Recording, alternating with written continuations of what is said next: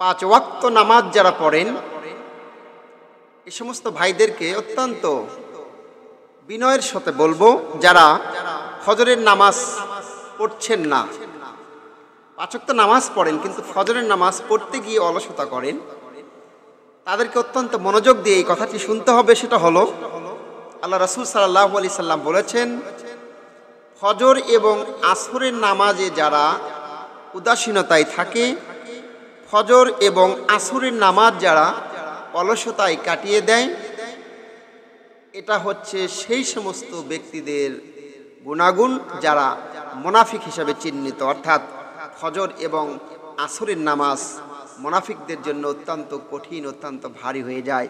সুতরাং যারাই এই আসর এবং ফজরের নামাজকে ভেঙে দিবেন, এই আসর এবং ফজরের নামাজকে যারা অলসতায় ছেড়ে দিবেন, নিশ্চিত জেনে রাখুন তাদের মধ্যে মুনাফিকের আলামত রয়েছে।